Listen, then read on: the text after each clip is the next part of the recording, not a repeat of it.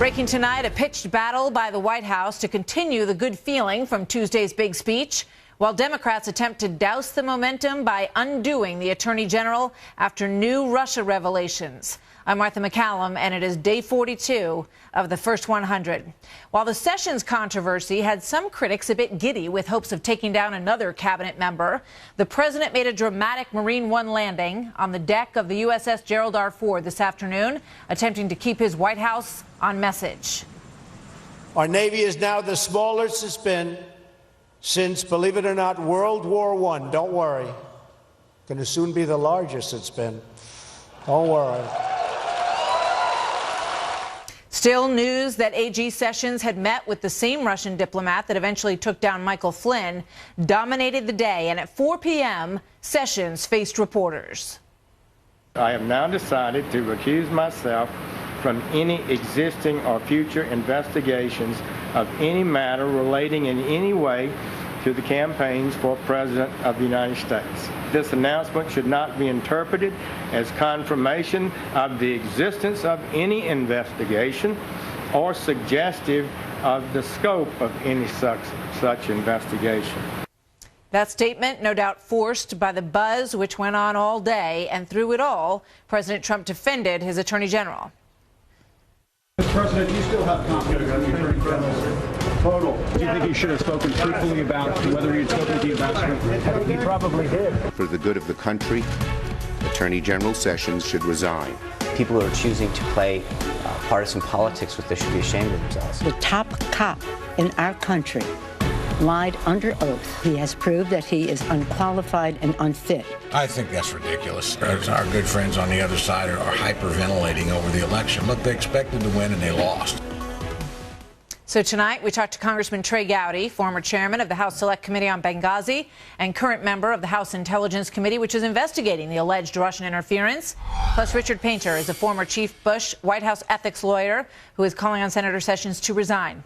And world-renowned constitutional scholar and lawyer Jonathan Turley, all here. But first, we begin with Chief Intelligence Correspondent Catherine Herridge, who questioned the Attorney General today. Catherine. Thank you, Martha. The Attorney General told reporters today that he was already considering recusal when a Washington Post story late last night seemed to accelerate the timeline.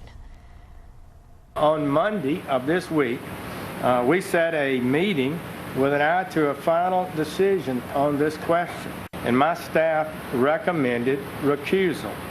They said that since I had involvement with the campaign, I should not be involved in any campaign investigation. The Attorney General called allegations that he acted as an intermediary between the Trump campaign and Russian intelligence as false and baseless. Attorney General Sessions said he will clarify his confirmation testimony to the Senate Judiciary Committee. There, he said he was caught off guard by Democrat Al Franken's question about a media report concerning allegations the Russians had a damaging dossier on then-candidate Trump. Attorney General Sessions said he correctly stated that he had no contact of a political nature with the Russians, but will now explain his meetings with the Russian ambassador. On the September meeting with that ambassador, Attorney General Sessions said the request came out of the blue to meet with him, and to this day he does not understand the motive. With hindsight, do you believe that this is a coincidence that the Russians asked you for a meeting, or do you believe you were targeted? I don't recall and don't have a sense of any connection whatsoever. I can't speak for what the Russian ambassador may have had in his mind. Also, based on that news conference today, the Attorney General will no longer get briefed on the Russia investigation, and he will no longer have decision-making authority. That will fall to his deputy, and the confirmation on that position is next week, Martha. All right, Catherine, thank you. So here now, Congressman Trey Gowdy, member of the Permanent Select Committee on Intelligence. Congressman, welcome. Good to have you here tonight. Yes, ma'am. Thank you. So you heard Senator Sessions' recusal today and watched him answer the questions. What questions do you have for him remaining?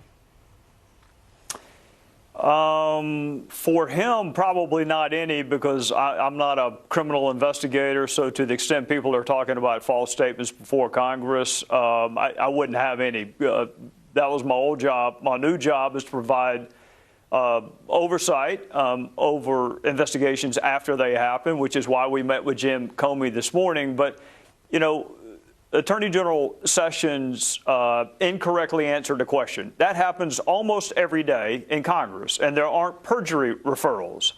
People do make mistakes. I was struck listening to the intro, Martha, that it could not have been a campaign-related conversation if it took place on Capitol Hill. I don't know where the meeting with the Russian ambassador took place, but if it took place at the Capitol, in his office with 2 of his aides. Okay, well, then you can't discuss politics, presidential or otherwise. That is yet a separate issue. So the Jeff Sessions I know has always been a rule follower. I don't think he's going to be talking about campaign-related matters on Capitol grounds. And if he said he forgot about it, he would be about the 1 millionth person who actually forgot about a fact.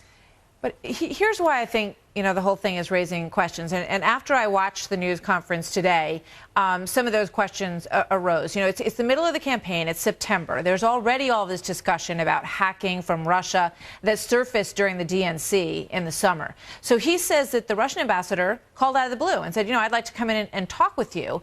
And he said yes. So just a few short months later in January, he describes a somewhat uncomfortable conversation. And he said he brought up things about the Ukraine that, seemed to make the ambassador a little uncomfortable with his take on that idea. And then in January, he doesn't remember that conversation happening. And then after that, his aides don't say to him, hey, after the testimony, we did have that meeting, remember? And there's no follow-up to the committee based on that recollection? Well, it's up to him. He's the one that gave the testimony before the Senate Judiciary Committee. It's up to him to clarify it. I'm just telling you, having been there for 6 years, almost every witness gets some fact incorrect. That is not tantamount to perjury. I'm not prejudging this. The FBI is welcome to look at it. If the Senate feels that strongly about it, they can send a referral to the FBI. But simply making a factual error is not tantamount to perjury. All right. So the investigation is ongoing. You met with the FBI director this morning. I watched Congressman Schiff come out and speak about that earlier today. He said that, the FBI has only given us a fraction of what they know here. He seemed very rattled that they're not sharing enough about whether or not there was collusion between the Trump campaign and the Russians. That is the main question. What's your takeaway? What are you able to share about that? I was in the same room for the same morning, and it is exactly the opposite. I have never heard a federal law enforcement agent give with that degree of particularity and detail an update on an inquiry. And as you may recall, I was a federal prosecutor for 6 years, so I have talked to lots of FBI agents. He went so far beyond what any other administration official has ever done, whether it's Eric Holder, Loretta Lynch, or his predecessor, Robert Mueller. They never gave us this level of detail and specificity. He bent over backwards, not just the DNC. Martha, I want to investigate all aspects of Russia, not just Podesta's email, everything. Hacking our infrastructure, attempts to hack the RNC, whatever they did, look at it. But Congress does not run parallel criminal investigations with the FBI. We're not equipped to do it. We're not supposed to do it. Jim Comey did more today to update us than I have ever had done in the 6 years I have been there. And for Adam to treat it that way, that dismissively, clearly he and I were in 2 separate rooms this morning. Very interesting. Just last question. John Brennan and Mr. Clapper both said that after the investigation, they were not able to see any evidence of collusion between the Trump campaign and the Russians, that they were trying to bring down Hillary Clinton's candidacy. Is there any new information that you got from Mr. Comey on that today? Well, if I did get new information, despite how adeptly you asked that question, I would not be able to share it given the nature of our hearing. But I will tell you this, to the extent people are relying on media reports, whether it's the New York Times or the Washington Post, upon which to base their factual assertions, I would tell them to be very, very careful. I'm not going to say any more than that, other than the person leading the investigation on behalf of the United States government, the head of the FBI. Listen to what he has to say. Don't listen to anonymous sources who leak classified information, which, oh, by the way, is also against the law. Between Jim Comey and a reporter from the New York Times, give me Jim Comey. Thank you very much, Congressman Gowdy. Yes, Always good to ma'am. see you, sir. You So too. a range of reaction across the political spectrum to the news of Attorney General Sessions today. Here now, Professor Jonathan Turley, constitutional scholar who teaches at the George Washington University Law School, and Professor Richard Painter, former chief ethics lawyer for the Bush White House, who tweeted this today: misleading the Senate in sworn testimony about one's own contacts with the Russians is a good way to go to jail.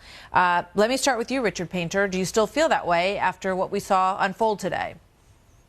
Well, yes, I feel very strongly about the real problem, which is Russia's conduct over many decades and our inability to deal with it. Russia has tried to subvert Western democracies since the 1920s, here in the United States and in Europe. It is going on in France right now. And if we're going to deal with this problem, we need to be honest with each other about what we know about what the Russians are doing and when we're meeting with the Russians. And when Senator Sessions, in his confirmation hearing, said that he had had no contact with the Russians, that is what he said, and that was just wrong. He had had these meetings with the Russian ambassador. I'm very concerned about that. I'm not going to prejudge whether Senator Sessions committed perjury. What I'm interested in is, do we have an Attorney General and other officials in our government who are willing to be honest with each other in communicating about this very serious threat to our democracy coming from Russia? All right. I want to get Jonathan Turley's reaction, but first I want to play a bit of what Senator Sessions said today about the meeting. We talked about a little bit about terrorism, as I recall, and somehow the subject of the Ukraine came up. I had the Ukrainian ambassador in my office the day before, and to listen to him, nothing that Russia had done nothing that was wrong in any area, and everybody else was wrong with regard to the Ukraine. It got to be a little bit of a testy conversation at that point. It wrapped up. He said something about inviting me to have lunch. I did not accept that, and that never occurred. Jonathan Turley, your reaction. Well, I think that the Attorney General was correct to recuse himself. He was also correct in issuing a letter of clarification. As I've said before, I thought that there should have been a recusal early. You know, my only complaint on that point is the administration sometimes seems 3 beats behind, sort of like your uncle who keeps on dancing after the music stops at weddings. They need to pick up their rhythm on something like this. There should have been an earlier recusal. They could have avoided much of this. But I still don't see where the crime is here. I looked at the testimony. I respect what Mr. Painter says. There's no question that the answer was not complete. The question was broader. But the question was not a model of clarity. It was a long question that involved a just recently released CNN story. Should he have been a little more broad in his answer? Absolutely. But I'm still not convinced that there's a compelling or even cognizable case for perjury here. He's recused himself. That's the right thing he did. He did the right thing to do. He did it a bit belatedly because he waited for this meeting. Richard, why do you think there is a... Do you believe there is a case for perjury, as you stated in your tweet message this morning? Do you still believe that? What I said is that not telling the truth about your dealing with the Russians is a good way to end up in jail, and you can, and people have gone to jail for that, whether it's Alger Hiss or other people. I'm not going to prejudge this case, but I don't think he's fit to be Attorney General if he can't communicate honestly with his colleagues in the Senate about a meeting with a Russian ambassador. That's not a fact you just forget conveniently. Well, I'm not... This is a very, very serious situation. Final thought, Jonathan Turley, then we got to go.